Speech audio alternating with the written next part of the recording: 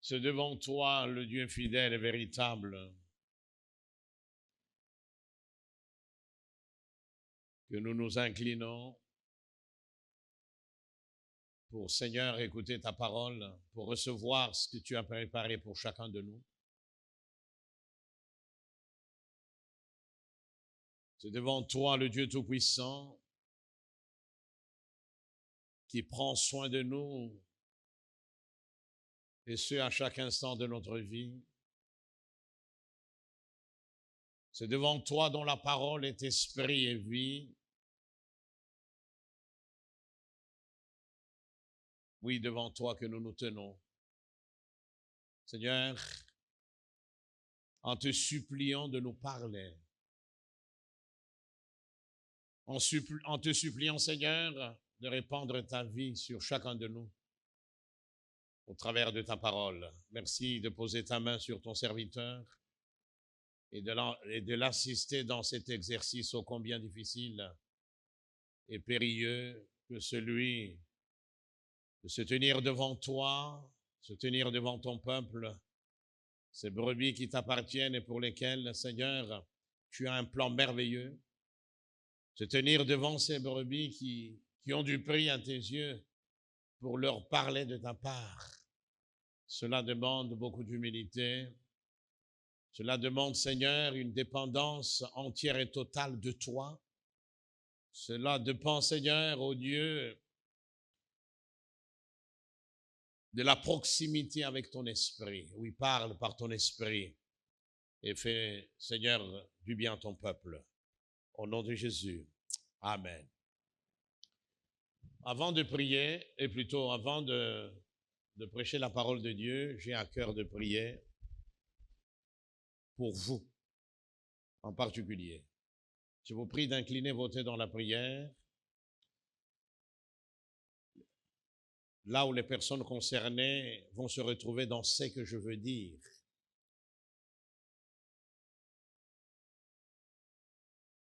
Vous portez un nom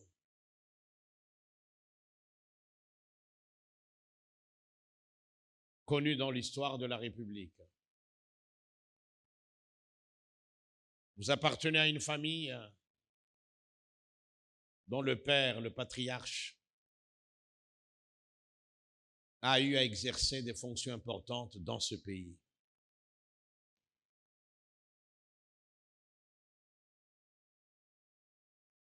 À une personne qui a fait du bien tout autour de lui, certes qui n'était pas parfaite, car nul ne l'est. Avec le temps, comme il arrive trop souvent, les souvenirs s'effritent et disparaissent. Vous ne rencontrez que mépris à cause du nom que vous portez, à cause de votre appartenance à cette famille-là. Vous ne rencontrez que des problèmes, de l'ingratitude, du manque de reconnaissance, des humiliations. Ce matin, vous êtes là. Vous êtes là, vous vous posez des questions. J'aimerais vous rassurer que vous êtes là où le Seigneur a voulu que vous soyez. Il est le seul qui puisse vous restaurer. L'homme restera toujours un ingrat éternel. Il peut te sourire aujourd'hui, demain il te tourne le dos, dès lors que tu ne seras plus intéressant. Alors prends courage là où vous êtes. Accrochez-vous à Jésus. Il est le seul qui puisse vous faire sortir de la honte, du mépris. Car quelquefois, vous n'avez pas le courage de dire à quelle famille vous appartenez. Désormais, votre passé est sous l'œuvre de la croix. Désormais, avec le Seigneur, il y a moyen de vivre de nouvelles choses avec lui. Alors, saisissez la main que le Seigneur vous tend. Laissez-le vous consoler. Laissez-le vous rétablir dans une relation puissante. Laissez-le susciter en vous cette soif de le connaître pour arriver à partager son cœur et à expérimenter cette autorité dont vous avez besoin pour faire face à toutes ces entreprises, à toutes ces manœuvres de la part de l'ennemi, des manœuvres d'humiliation et de mépris. Que le Seigneur vous bénisse là où vous êtes. Amen.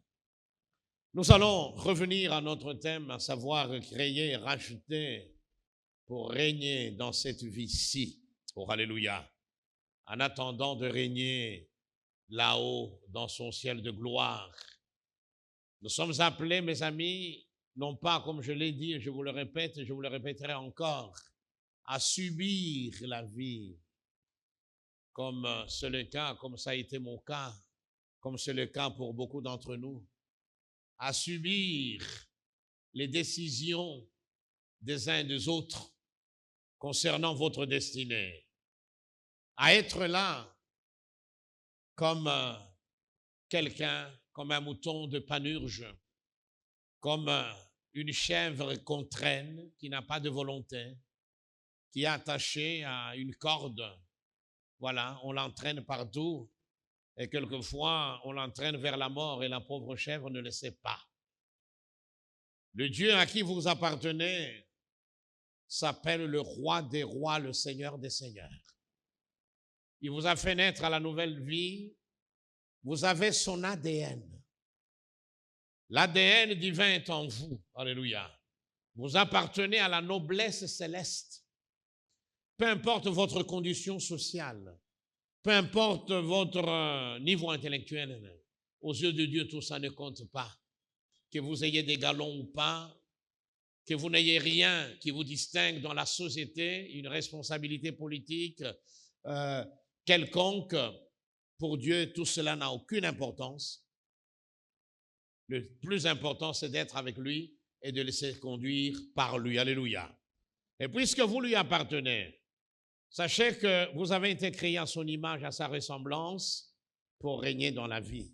Je ne veux pas revenir donc sur les choses que nous avons déjà dites, mais j'aimerais vous les rappeler encore pour que cela arrive à s'ancrer en vous, que vous sachiez que vous n'êtes pas là pour être tout le temps des victimes collatérales des choix des uns et des autres. Oui, c'est-à-dire être là et charrié par les autres. Vous êtes assis comme sur des eaux, dirigés par le vent qui viendrait du nord ou du sud, et vous n'avez aucun choix. Vous êtes là comme sur un radeau, vous voyez, jusqu'à ce que, hélas, vous vous trouviez dans les abysses, jusqu'à ce que vous soyez de l'autre côté. Certes, vous serez sauvés, mais en arrivant de l'autre côté, vous vous rendrez compte que vous étiez passé à côté du plan de Dieu. Vous avez laissé l'ennemi vous dominer. Vous avez laissé l'ennemi choisir pour vous. Nous allons lire dans Luc 10.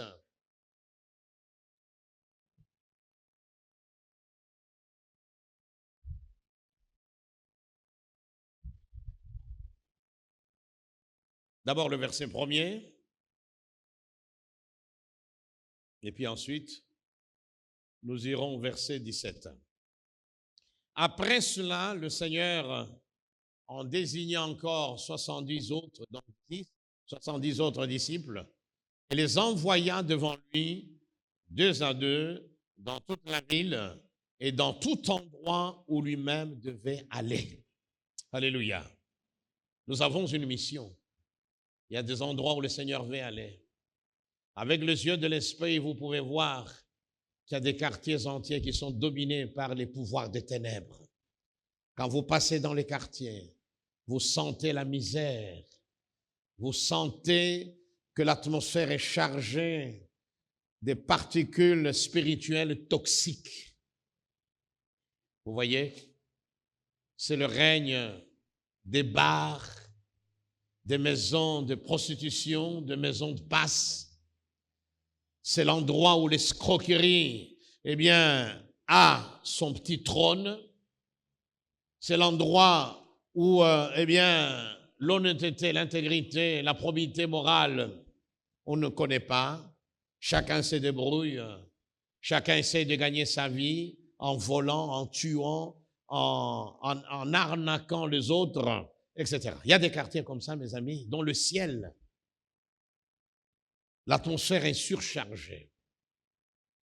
Mais le Seigneur voudrait aller dans ces lieux-là. Alléluia. Nous devons l'amener là-bas. Et verset 17, très rapidement, les 70 sont partis. Les 70 revinrent avec joie et dirent, Seigneur, je pourrais ajouter, c'est incroyable, c'est à peine croyable, les démons même nous sont soumis en ton nom. Formidable. C'est le même Jésus aujourd'hui.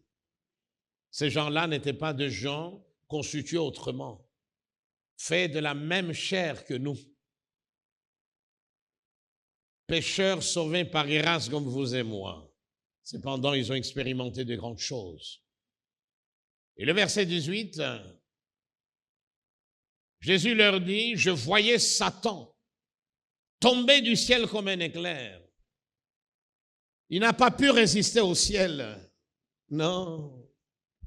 Un mot a suffi de la part de notre Maître pour qu'il soit précipité. Vous avez déjà vu comment l'éclair apparaît et puis disparaît. Ça peut prendre quelques secondes. Oui, il y a des éclairs qui durent, mais après, ça passe. Voici, je vous ai donné le pouvoir, l'exousia, l'autorité de marcher sur, de fouler aux pieds littéralement, de fouler aux pieds sur les serpents et les scorpions et sur toute la puissance de l'ennemi, et rien ne pourra vous nuire. Cependant, ne vous réjouissez pas de ce que les esprits vous sont soumis. Oui, nous sommes appelés à dominer ces esprits-là de méchanceté, les forces du mal qui nous environnent. Ne vous réjouissez pas de ce que les esprits vous sont soumis, mais réjouissez-vous de ce que vos noms sont inscrits dans les cieux. Alléluia. Oui, nos noms sont là-haut. Personne ne peut les effacer. À moins que nous-mêmes, par notre vie de péché, nous décidons de tout abandonner pour retourner à ce que nous avions vomi. Et donc voilà, et puis enfin le chapitre 5 de Romains, le passage que nous avons déjà lu, qui va nous accompagner pendant plusieurs dimanches.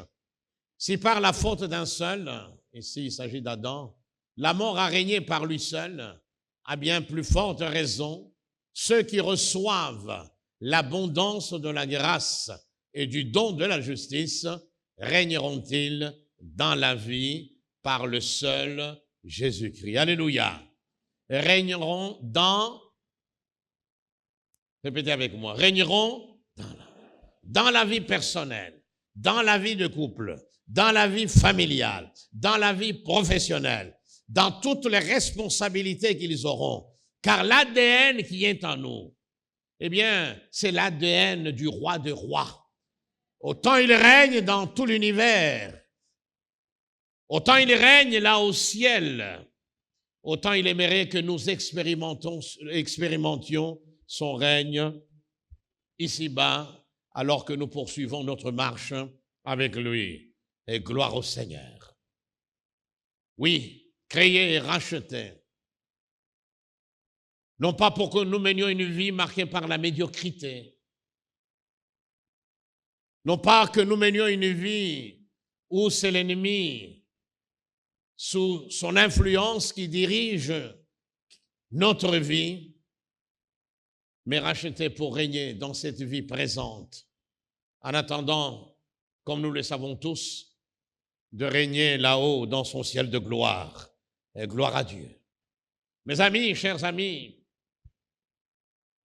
quel que soit le contexte, quelles que soient les circonstances qui nous environnent, quels que soient les problèmes qui nous cernent, quelles que soient les situations difficiles, qui sont là tout autour de nous, que nous vivions en hémisphère nord, en Europe, en Amérique du Nord, que nous vivions sous les tropiques, laissez-moi vous dire une chose, que cette parole que nous venons de lire est valable. C'est une promesse qui est faite à tous ceux qui sont en Christ. Alléluia. Où que nous soyons, peu importe la période dans laquelle nous sommes, peu importe la saison autour de nous, que ce soit la saison des pluies ou la saison sèche, que ce soit en hiver, au printemps, en été ou en automne, eh bien la Bible nous montre qu'il y a moyen de régner, qu'il y a moyen de dominer, qu'il y a moyen d'exercer notre supériorité. D'abord sur toutes ces pensées mauvaises que l'ennemi nous envoie afin de nous distraire, dominer ces passions charnelles et vivre la réalité d'être le sanctuaire du Dieu vivant. Dieu est saint, nous dit la Bible. Et nous, en tant que son temple, sommes appelés à être saints, n'est-ce pas? Mais nous sommes à chaque fois confrontés à toutes sortes d'impuretés, à toutes choses qui exercent une sorte d'emprise sur nous. Voyez-vous, à des liens, à des chaînes. Oui, nous pouvons les dominer. Et être véritablement libre, alléluia. Comme quelqu'un l'a dit, il est impossible d'empêcher aux oiseaux de voler au-dessus de votre tête.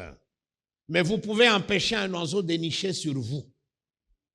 Il est impossible d'empêcher que les mauvaises pensées vous visitent. Nous sommes dans un monde sous l'influence des démons, du diable.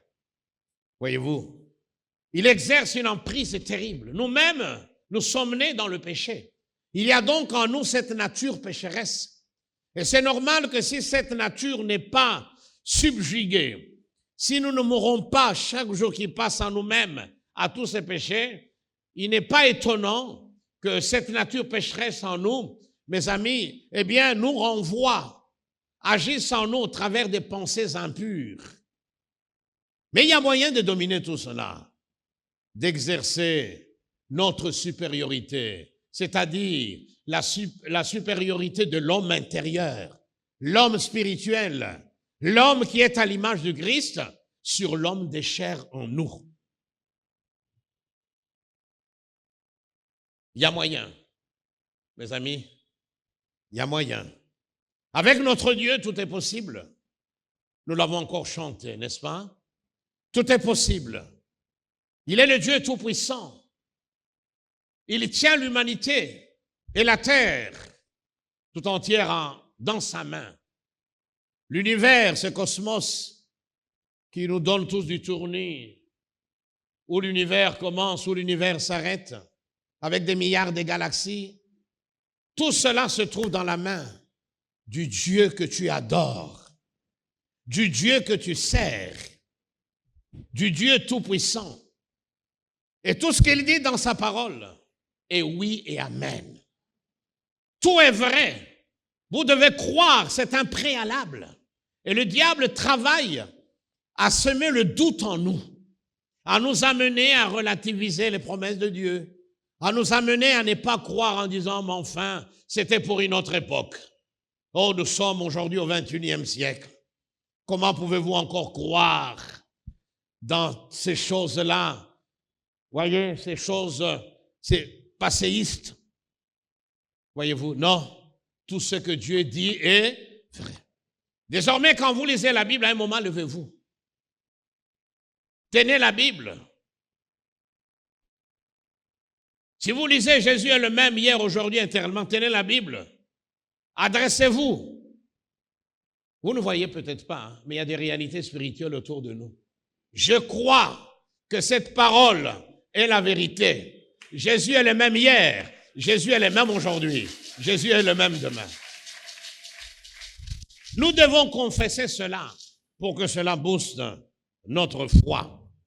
Oui, toutes ces promesses, depuis la Genèse jusqu'au livre de l'Apocalypse, tout cela est oui et amen. Nous pouvons donc véritablement régner dans la vie. et devenir des vainqueurs, mes amis, mener une vie de vainqueur, car c'est sa volonté. Il nous destine à régner. Nous avions perdu le règne dans le jardin d'Éden, avec nos ancêtres Adam et Ève, lorsqu'ils sont tombés dans le péché, sous la séduction de l'ennemi. Et avec la désobéissance, le diable leur avait subtilisé, leur avait ravi cette autorité, cette domination. Mais avec la venue de Jésus, comme nous l'avons vu, mes amis, désormais, l'autorité ne se trouve plus entre les mains du diable.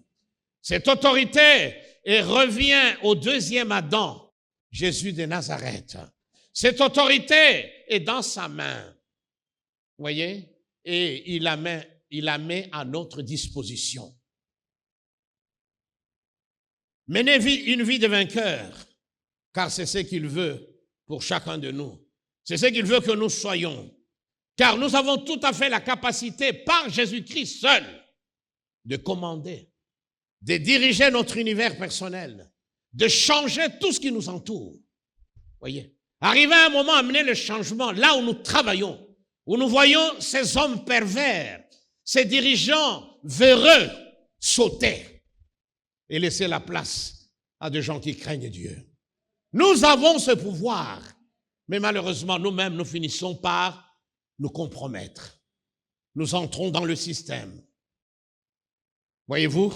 Et là, nous aurons beau dire au nom de Jésus, au nom de cela, pas du tout.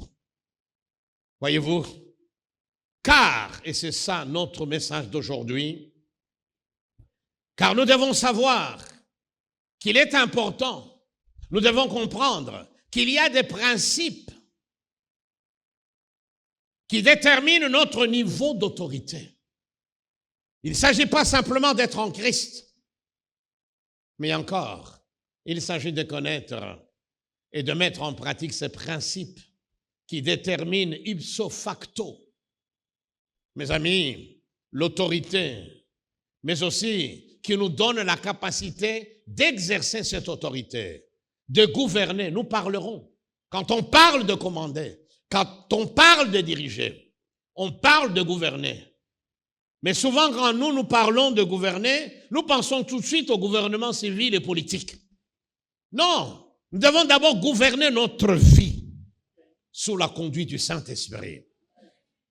Que ma vie soit soumise à Christ. Je gouverne ma vie selon les principes de la parole et non pas selon les insinuations des uns et des autres et non pas ce que les uns et les autres disent selon telle ou telle autre philosophie, mais selon la parole et la parole de Dieu. Et nous le verrons. Voyez-vous, la grande question sur cette terre, le grand problème sur cette terre, c'est de savoir qui est celui qui dirige, qui domine, qui exerce son hégémonie sur les autres. Eh bien, vous allez retrouver ça à tous les niveaux de la société. Qui commande dans le couple? Est-ce l'homme ou la femme? De combat, oui ou non? Ah oui, avec la poussée d'activistes féministes, elle dit non, nous sommes tous, il n'y a ni homme ni femme. Nous mettons tous des pantalons, des shorts, qu'est-ce que vous voulez, c'est fini. Et d'autres, c'est ça, c'est la lutte. Quel est le pays qui va dominer cette sous-région? C'est la lutte de pouvoir. Les États-Unis et la Chine, eh bien, s'affrontent, oui ou non? Eh oui, c'est ça. C'est le grand problème. Les États-Unis ne peuvent pas tolérer qu'il y ait une autre puissance qui soit au-dessus d'eux. L'Europe s'accroche. Elle dit non, nous avons droit au gâteau. Les pays émergents, eux aussi disent, oui, ceux qui ont la bombe atomique, qui ont donc un pouvoir, vous voyez, un pouvoir dissuasif, disent aussi que nous avons un mot à dire. Même aux Nations Unies, il y a une enceinte, une structure, le Conseil de sécurité. avec des membres permanents. Ce sont eux qui décident du sort des nations, oui ou non? Oui ou non? Ah, le problème fondamental qui va diriger, qui va dominer.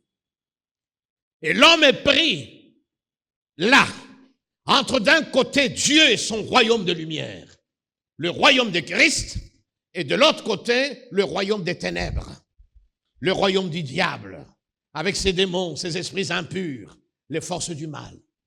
Oui, les forces du bien opposées aux forces du mal.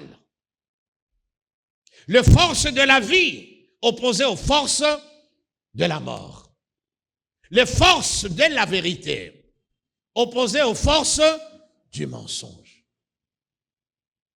La malédiction, la bénédiction opposée à la... Et nous sommes au milieu. Qui va nous dominer? Est-ce le monde du diable, avec ses principes morbides, funestes, mortifères? Ou alors, c'est le Seigneur, et en lui nous régnons. Alléluia. Et voilà le combat, à tous les niveaux. Le diable va essayer d'exercer sa domination au travers de ceux qui lui appartiennent. De combattre, de vous combattre, afin de vous dominer. Vous voyez, mais grâce soit rendue à Dieu de ce que désormais, vous avez le pouvoir, vous avez l'autorité. Je vous ai donné le pouvoir, je vous ai donné l'autorité de fouler aux pieds les scorpions et les serpents, de fouler et de marcher sur toute la puissance. Tout est spirituel. Car les hommes qui répandent les antivaleurs, les hommes qui travaillent pour promouvoir la corruption, les hommes et les femmes qui travaillent pour la prostitution, pour l'immoralité, pour le règne du mal, sont manipulés par les forces du mal. Vous voyez, mes amis? Et là, en face, il y a un royaume, le royaume du Fils de Dieu, le royaume de lumière, avec une armée puissante. Et le Seigneur, qui a vaincu à la croix, met à notre portée cette autorité. Alléluia. Mais il faut connaître les principes. Quels sont les principes? On en a esquissé au Nayot tous les vendredis. J'en ai parlé très rapidement.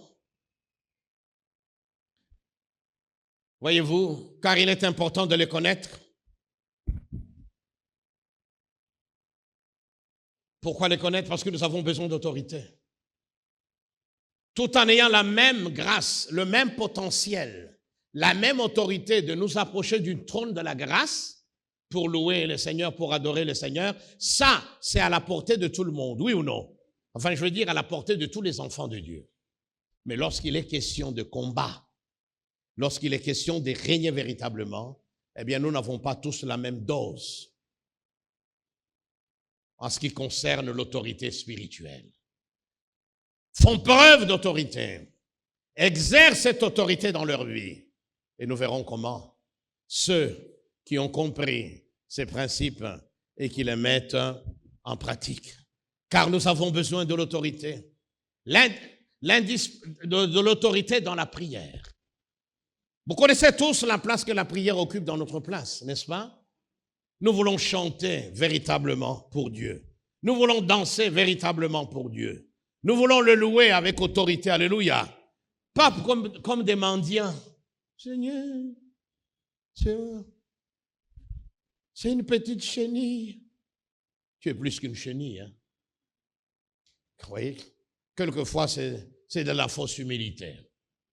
Et lorsque je dis que je suis appelé à régner par Christ, eh bien, je ne fais pas preuve de l'esbrouf. Je ne fais pas preuve de d'orgueil. Pas du tout. Pas du tout. Je ne fais que proclamer. Tout dépend de la manière dont j'interprète cela. Si je pense que régner par Christ, c'est me transformer en deuxième Christ sur terre, et commençait à asservir les gens, à les vampiriser, les caporaliser, les soumettre à une dépendance totale et entière au point où ils n'auraient même plus de choix, alors là, ça ne sera plus Dieu. Voyez? L'autorité dans la prière, on en a. Que ce soit dans la déclaration, ce que nous verrons, proclamer des décrets divins. Les promesses sont là, toute la Bible en est remplie, oui ou non? Mais à un moment, sous l'autorité de Dieu, ayant reçu une promesse particulière, dans une circonstance particulière, revêtu de cette autorité, eh bien, je décrète. Vous savez ce que c'est décréter? Ah, je décrète. Comme au gouvernement, hein? Le président ou le premier ministre décrète. Quand il y a un décret, tout le monde fait quoi? Se soumet. Et là, nous décrétons. C'est-à-dire cette promesse-là. Tout lieu que foulera la plante de tes pieds, je te le donne. Ah, la parole s'impose à moi.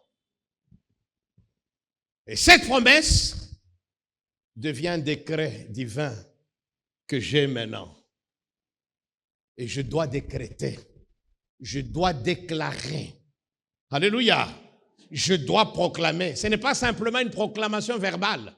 Ce n'est pas simplement le fait de me faire l'écho d'une promesse de la Bible. Tout lieu que foulera la plante de vos pieds, je vous les donne. Mais cette fois-ci, cette parole devient le rhéma dans mon cœur. Parce que vivant avec Dieu, c'est ça qu'il aimerait que je proclame. Et je prends autorité. Et je dis, si Dieu me donne ces lieux, donc ça veut dire quoi? Avant que je vienne dans ces lieux appartenaient à quelqu'un d'autre. Oui ou non? Ah, ces territoires appartenaient à l'autre. Mais maintenant que j'y suis, eh bien ce territoire m'appartient. Parce que Jésus m'a dit, m'a confirmé que ce lieu sera un lieu qui lui sera consacré. Et nous sommes à la borne. Alléluia. Acclamons le Seigneur.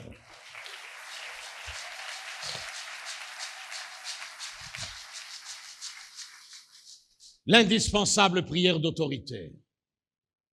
Mes amis, cette prière d'autorité qui fait partie de l'arsenal spirituel que le Seigneur a mis à notre disposition. Cette prière, mes amis, qui fait partie de la panoplie spirituelle, de l'armure spirituelle. Lisez Ephésiens 6, vous allez voir. La Bible nous dit, prenez toutes les armes. Nous sommes dans un combat, ne l'oubliez pas. Mais ce n'est pas un combat contre les individus que nous voyons, comme certains pasteurs poussent leurs fidèles à maudire les uns les autres. Ce n'est pas biblique. Je ne peux pas me transformer, mes amis, en juge. Il y a un juste juge. Je ne peux pas vouloir, moi, me venger, car lui a dit quoi? À moi la vengeance, à moi la rétribution. Voilà pourquoi Jésus a dit, si votre ennemi, c'est lui qui vous a fait du mal, qui vous a escroqué, a soif. S'il continue comme ça, il va mourir de soif. Qu'est-ce qu'il faut faire? Il faut lui tourner le dos en disant, Seigneur, je te remercie, il va crever maintenant. Ça, ce n'est pas biblique. Donne-lui à boire. S'il a faim, nous pouvons faire avancer le royaume de Dieu. Car, s'il a eu à voler, s'il a eu à vous arnaquer, c'est qu'il n'était pas un homme normal. Un homme normal ne peut pas vouloir s'approprier des biens des autres. Voilà. Donc ça veut dire que son cerveau-là a été influencé ou déformé. Il a été taillé, il a grandi dans un environnement où tout le monde parle d'arnaque, de vol, de mensonge, d'escroquerie. Donc, il est le produit de l'escroquerie familiale. Il est né parce que son papa avait escroqué sa maman. Ah oui. Par des discours marqués par l'escroquerie, le mensonge. Voilà. Ah non, et tout ça, je vais t'épouser. Il avait promis à l'autre, à ta maman, monts et merveilles. Et puis après, ta maman est tombée enceinte. Eh bien, l'escroc a fait quoi? L'escroc est parti. L'enfant, produit de l'escroquerie, naît. Et en naissant, la maman lui rappelle tout ça. Ton papa, c'est un grand Mohibi. Un escroc. Tu es déjà passé, tu vois le magasin, on passe là. Il avait dévasté le magasin là. Comment, lui seul, comment il avait pris tout le produit? Non. Il est allé avec un faux chèque. Il a fait ceci, il a fait cela. L'autre est tombé dans son panneau. Il a cru faire une bonne affaire. Il a donné toutes ses économies. Et ton papa s'était taillé. Il était parti. Et donc, c'est un escroc, produit de l'escroquerie, façonné par l'escroquerie, car ayant vécu dans un milieu où il n'y a jamais eu de valeur. On n'a jamais parlé de probité morale, du respect des biens des autres. Non! Ce qu'aujourd'hui, au monde, ils jouent à caca. Voilà, ce que tu vois, il faut prendre. Et c'est comme ça qu'il a eu à t'escroquer. Et puis un jour, tu le vois. Parce que toi, finalement, ayant la foi, Dieu t'a réhabilité autrement. Tu le vois en train de souffrir. Donne-lui à boire. Parce que l'ennemi qui dirige sa vie, eh bien, continue à faire avancer son règne partout où il amène cet escroc. Car le règne du diable, c'est pour faire pleurer les gens.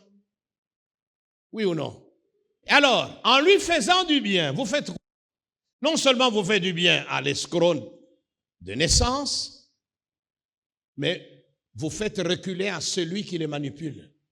Là, il recule.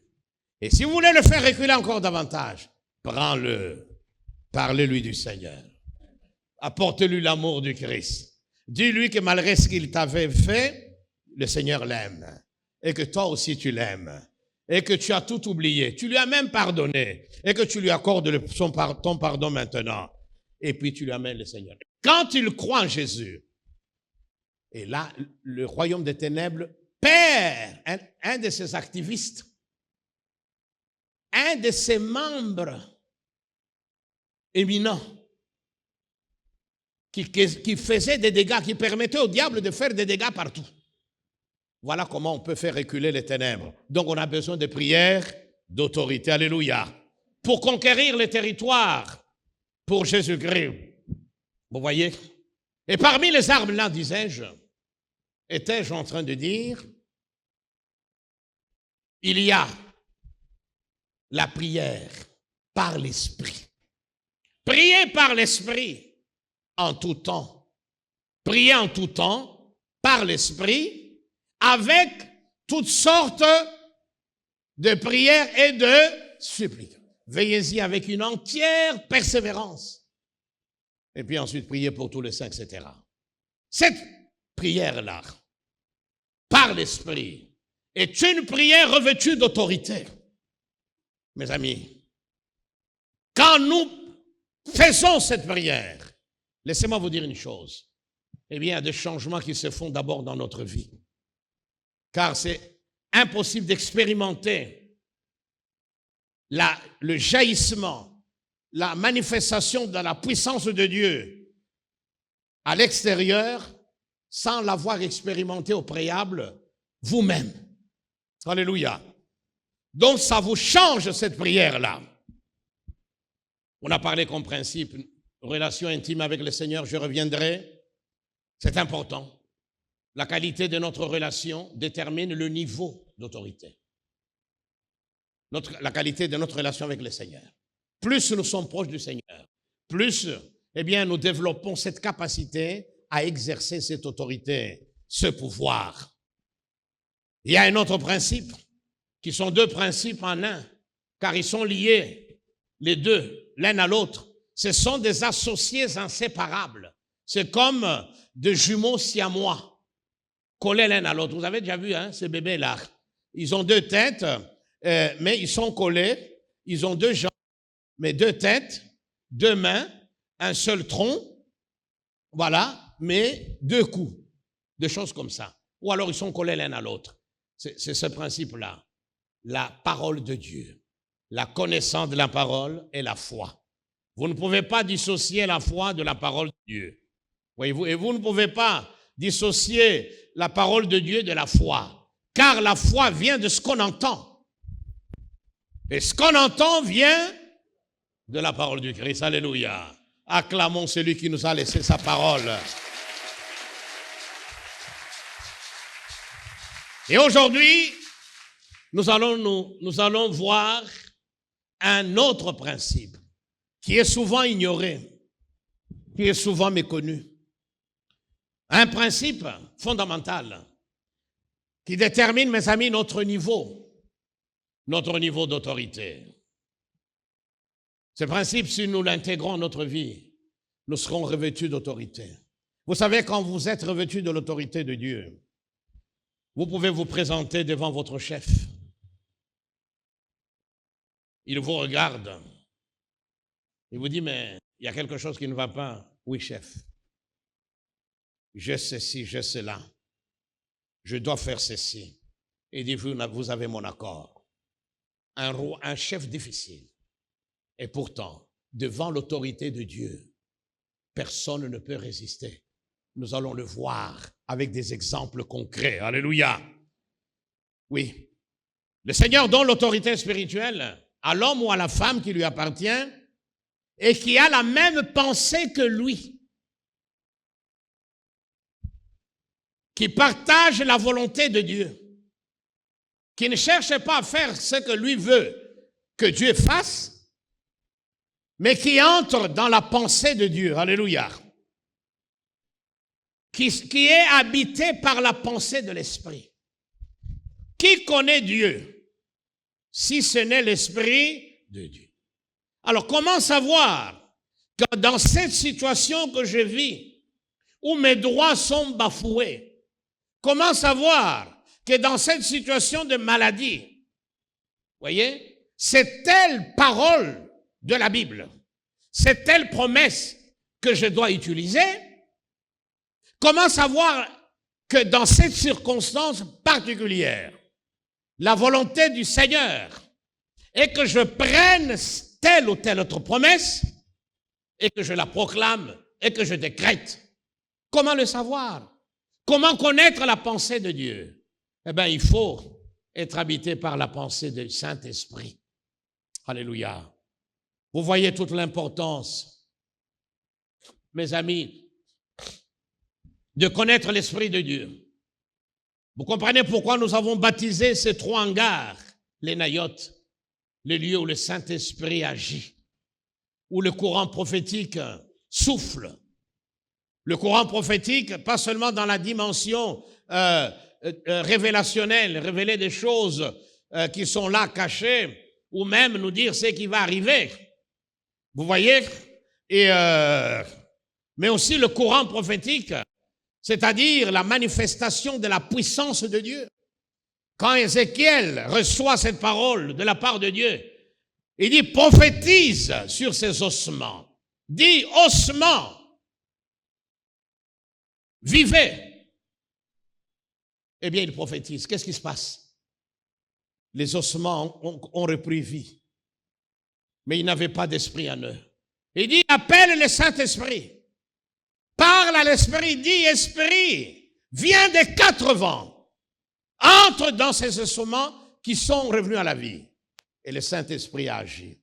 C'est le Saint-Esprit qui connaît la pensée du Père. C'est le Saint-Esprit qui connaît la pensée de Jésus.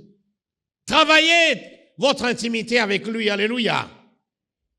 Ainsi, il va vous donner sa pensée dans cette situation précise.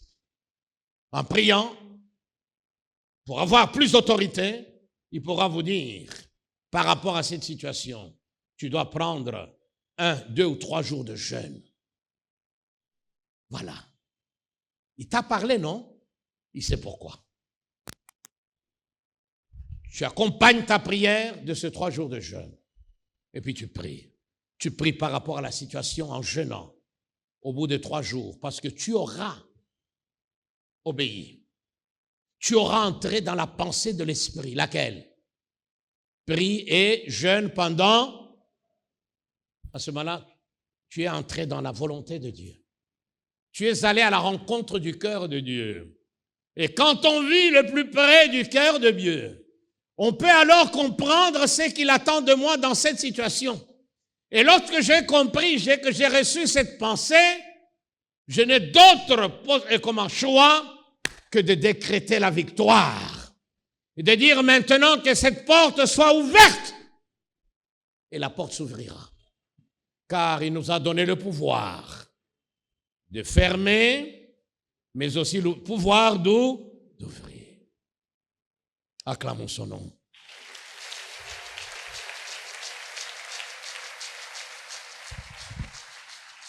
C'est ça le rhéma. La parole écrite, celle que nous lisons tous les jours. Dans cette Bible, 66 livres. Et dans chaque livre, il y a des promesses, oui ou non? Dieu nous parle à travers. Il y a un moment par rapport à ma circonstance, par rapport à mon problème, il y a une pensée qui s'impose. Alléluia. C'est la pensée pour le besoin dans lequel je me trouve. C'est la pensée par rapport au problème auquel je fais face. Voyez-vous, en entrant dans cette pensée-là, j'entre dans la volonté de Dieu. Et en entrant dans la volonté de Dieu, je deviens la volonté de Dieu personnifiée. Alléluia. Et quand la volonté de Dieu se manifeste, donc cette porte s'ouvre là, moi je deviens cette volonté-là. J'ai proclamé, eh bien, lui a accompli. C'est comme ça que ça fonctionne. C'est comme ça que nous pouvons régner dans la vie. Alléluia. Prenons un cas très basique qui nous concerne tous. Et ensuite, nous prierons. Prenons notre pays, notre chère République, que nous aimons tant, qui passe depuis des années par des moments difficiles. L'Est est toujours en proie à la rébellion, avec tous les malheurs, toute la souffrance que cela entraîne. Un peu partout ici, il n'y a pas très longtemps, les pluies se sont abattues sur la ville de Kinshasa, et ça a provoqué des inondations qui ont détruit des maisons, des biens, qui ont même emporté des vies. N'est-ce pas? Ce qui est extraordinaire, permettez-moi, je ne sais pas si je vous l'ai dit, avec le Seigneur, nous étions au Nayoth lors du programme de prière. À un moment, le Seigneur m'a donné une vision. Sur le champ, je n'avais saisi que le sens spirituel. J'ai vu des torrents, des eaux, comme du fleuve. Qui se souvient de ça au Nayoth? Voilà. Qui charriaient tout sur leur passage. Et même des personnes. On voyait des gens, je ne voyais que des têtes. Je vous ai partagé ça, non? Nous sommes le mardi 1er avril. Et puis il y a eu d'autres messages, des révélations que le Seigneur nous avait données. Pour ceux qui étaient au Nayoth peuvent se souvenir. Nous avions prié. J'avais saisi le sens spirituel. C'est-à-dire, alors qu'il y a ces eaux sales, nous devons prier pour que du sanctuaire divin, l'eau coule comme dans la vision d'Ézéchiel, non? Et que cette eau amène la vie et rentre dans ces eaux sales, n'est-ce pas? Et nous avions prié. Mais j'étais loin de m'imaginer. Il y a la vidéo, on peut préparer ça, parce qu'on a toujours dit à la borne, il n'y a pas de vision, il n'y a pas de prophétie. C'est parce que nous, on ne présente pas ça comme des Oscars. Non. C'est lui qui parle, c'est à lui que revient la gloire. Je n'ai saisi que le sens spirituel. Mais il y avait ce sens physique aussi. Nous avons terminé le vendredi. Déjà le vendredi, il y a eu un nuage sombre. Personnellement, j'ai dû prier. C'est une menace. J'ai dit, Seigneur, c'est le dernier jour. Il faut que les gens viennent pour la dernière bénédiction. J'ai prié contre ces nuages. J'ai dit, nuages, pluie, nous allons avoir notre réunion. Si tu tombes, c'est ça après. De toute façon, on a besoin d'eau, n'est-ce pas? On a commencé. Quand on a terminé, le Seigneur avait agi. Quand on a terminé, ceux qui étaient là, qu'est-ce qui s'est passé? La pluie a commencé. Et c'est cette pluie, le vendredi là, qui va continuer toute la nuit jusqu'au samedi et qui a amené ces dégâts. Et on a vu. Sur le champ, je n'avais pas fait le lien. Et quand j'ai vu les images, par après, on m'a envoyé des images. Je voyais des gens dans cette eau sale. Ça fait tilt. Hein? Avec ma maman, j'ai dit, mais en fait, Seigneur, c'est vrai. Cette vision-là avait un double sens.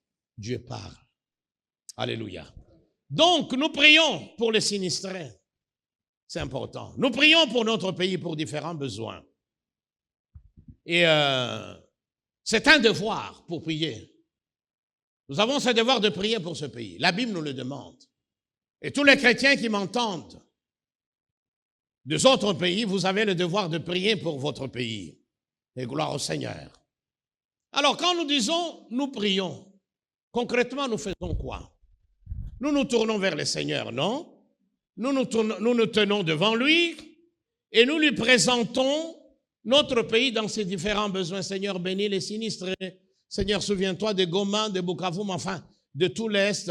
Souviens-toi d'autres problèmes auxquels le pays est confronté, etc. Et, mais, maintenant, regardez, je vais terminer par là. Alors que nous sommes là dans la présence du Seigneur, est-ce que nous ressentons ce que Dieu ressent quand il regarde à la RDC Congo? Est-ce que nous ressentons la souffrance du Seigneur de voir dans cette partie de notre cher et beau pays des hommes et des femmes avec des enfants marchant des kilomètres à pied, dont certains ont fini par mourir d'épuisement, des enfants qui n'ont rien. Quand Dieu voit cela, quand Dieu regarde aux sinistrés ici, quand Dieu regarde dans tous ces quartiers où vous avez de jeunes gens dont la vie est détruite par la drogue, de jeunes filles par la prostitution, qu'est-ce que Dieu ressent quand il voit tous ces gens résignés, mes amis? Ces gens qui sont comme des laissés pour compte, des gens déshérités, des gens qui n'ont pas de moyens pour se faire soigner, qui n'ont pas d'argent pour payer le Minerval. Quel est le cœur de Dieu quand il voit toute cette souffrance, d'après vous? Dieu se réjouit? Je pose la question. Lui qui est la compassion même. Laissez-moi vous dire une chose, son cœur saigne quand il voit toute cette souffrance au milieu de nous, peu importe l'origine ou la cause, car la souffrance a les mêmes conséquences. Mes amis, nous devons arriver à partager le sentiment de Dieu quand nous prions. C'est alors qu'il nous donnera l'autorité avec laquelle nous prierons pour faire reculer les ténèbres qui inspirent les uns et les autres pour provoquer ces dégâts-là. Et même derrière les éléments déchaînés de la nature, nous pouvons prendre autorité. Je n'ai que fait prier pour ces nuages qui menaçaient. Dieu a répondu. Il est capable d'arrêter certains fléaux, mais pour autant que nous agissions avec intelligence. Voyez-vous? Je me souviens, je termine par là et nous allons prier. Nous sommes en 2023. L'Est est déstabilisé par la guerre. Des images nous parvenaient de partout. On avait eu à prier ici, un peu partout à travers le pays. Il y a eu des initiatives appelant les uns et les autres à la prière. C'était des très, très bonnes initiatives. Je me souviens, ce matin-là, j'étais dans la prière. Je commençais à prier pour l'Est. pour les enfants de Goma, parce qu'à l'époque c'était Goma et puis vers le nord. J'ai prié, Seigneur, tu vois toutes ces femmes. Normalement, comme on peut voir une femme, il dit, tiens, Seigneur, tu vois cette femme qui marche un pied, opère un miracle pour que peut-être un véhicule ou un motard, un taxi-motard passe par là pour la prendre. Regarde la pluie qui menace. On regarde seulement et puis on intercède, n'est-ce pas? Et donc j'intercédais. Mais tout d'un coup, j'ai été envahi par une compassion au point où je me suis mis à pleurer. J'étais à genoux, là, chez moi, au salon. Je ne pouvais pas m'arrêter, mes amis, à pleurer. J'ai pleuré. Et plus je pleurais, plus j'entrais dans la souffrance de ces gens-là. Dieu m'a partagé un tout petit peu son cœur. J'ai pleuré. Je me suis vu incapable de faire quoi que ce soit, qu'est-ce que je pouvais faire. J'ai demandé la grâce de Dieu. Ça a pris du temps, mes amis. Et à la fin, je me suis relevé de ce moment de prière. Quelques temps plus tard, je trouve maman Gisèle brisée, des yeux rougis par les larmes. J'ai dit, voilà, Dieu m'a parlé. Effectivement, il m'avait parlé. Il dit, tu dois faire quelque chose. Effectivement, c'était très, très fort. Je lui ai dit, nous devons envoyer quelque chose à Goma. Nous sommes en 2023. Et comme nous connaissions un pasteur, je lui ai dit, écoute, vous savez, on a toujours des petites économies. Oui, avec mon soutien ici, j'ai un soutien mensuel dont l'argent de la borne ne m'appartient pas. Et donc, avec nos petites économies, j'ai dit non. Nous devons envoyer quelque chose. Elle m'a dit, chérie, je suis tout à fait d'accord. Et c'est ainsi qu'on avait commencé à envoyer de l'argent. Avant que je vienne sensibiliser l'Église, nous avions déjà commencé. Et à chaque fois, le frère, que je salue d'ailleurs, il m'a envoyé les images. Je pouvais voir toutes ces femmes dans la file avec les enfants, allant chercher à manger. Et le frère, avec son épouse et une petite équipe, eh bien, avec l'argent, il prenait une partie pour acheter l'essence, il donnait à manger. On a fait ça pendant, je ne vais pas vous dire, ça c'est entre nous et Dieu.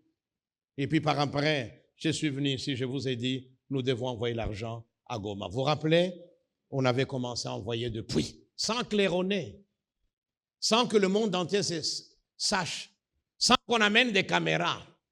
Moi, j'avais demandé les images, je voulais simplement voir. Et je vous avais balancé les images à quelques réunions de vendredi, n'est-ce pas, pour que vous sachiez que votre argent était bien parti. Mais ce n'était pas pour nous vanter de notre générosité, non, pas du tout. Et donc voilà, nous devons arriver à partager le cœur de Dieu. En entrant dans le cœur de Dieu, en entrant dans sa compassion, à ce moment-là, quand nous nous mettrons devant lui pour prier pour un malade, nous aurons compris la souffrance du malade. Et nous prierons avec autorité, car c'est comme si nous-mêmes nous étions malades. Nous nous serions identifiés à Dieu, et en nous identifiant à Dieu, nous serons identifiés aux malades. Et là, avec autorité, la prière d'autorité, la guérison viendra. Amen. Gloire à Dieu. Nous allons nous mettre debout. Nous allons prier pour notre pays, mais avec compassion. Voilà, les besoins sont énormes. Prenez un besoin, que ce soit par rapport à l'Est, que ce soit par rapport à ici à Kinshasa. Les besoins sont énormes.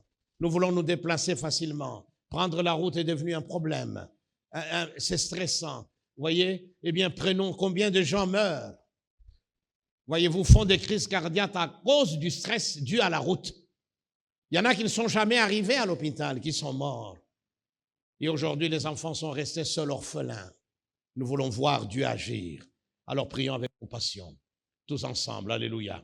Seigneur, nous nous tenons devant toi pour implorer ta grâce sur notre pays. Nous avons besoin d'entrer dans ton cœur. Nous avons besoin de nous identifier à toi. Quand tu regardes notre pays, qu'est-ce que tu ressens, Seigneur? Es-tu dans la joie?